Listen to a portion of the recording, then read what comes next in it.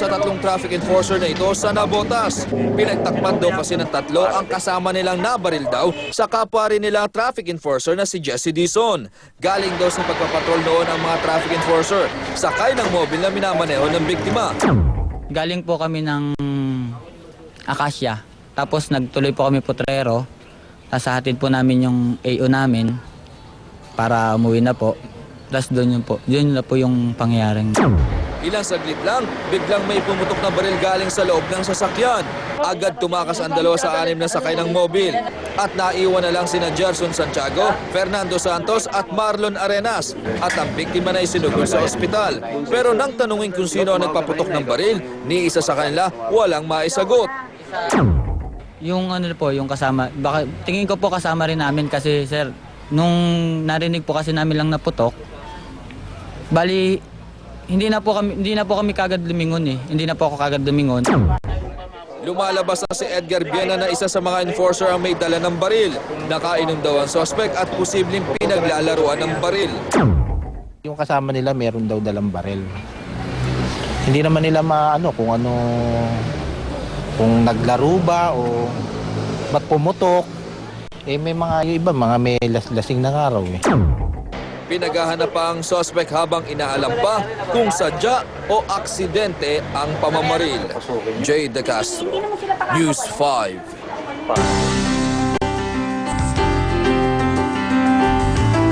Ang paglalaba ang isa sa pinakamahirap na trabahong bahay para kay nanay. Kaya sa ating wais ngayong araw, may mga tips kami kung paano matanggal ang mga pinoproblema niyong mancha sa labada. Eto, panoorin niyo.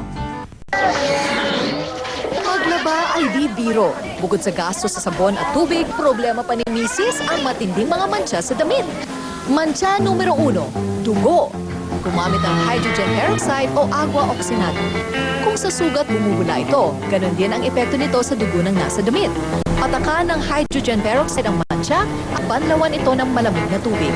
Epektibo ito sa maputi at kahit sa dekono dahil hindi ito nagmamancha. Pwede rin ang meat tenderizer o ammonia. Ibabad lang ang damit na may mancha sa galon ng maligamgam na tubig na may 3 kutsara nito. Pwede rin ang cornstarch. Ipahid ito sa damit at ibilad. Pagkatapos, wala na daw ang mancha sa damit mo. Kung tinta naman ang dumikit sa damit, gamitan ng hairspray ang mancha.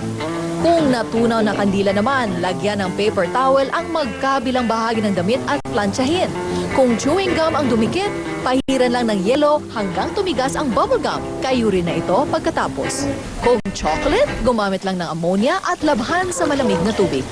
Yan mga misis, sa paglalaba, dapat wais.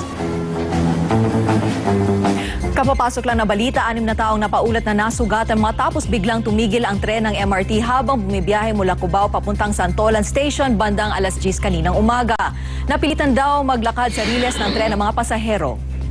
Operational na ngayon at back to normal, 7 minutes interruption lang daw at nagkaroon ng pagkapit ng preno sa front car na nag-amoy pa daw ng sunog. 6 ang naiulat na minor na sugatan.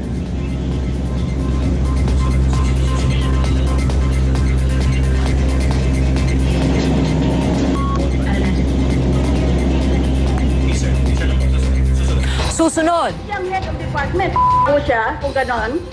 Ngayon kung hindi, magnanakaw siya.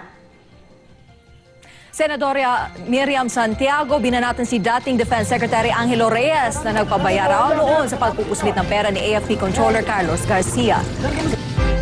May nararamdaman ba kayong kakaiba sa inyong boss, mga kasama sa trabaho o eskwelahan? Sexual harassment na ba yan? Alamin. At pinakabatang bumbero sa Amerika, kilalanin natin mamaya.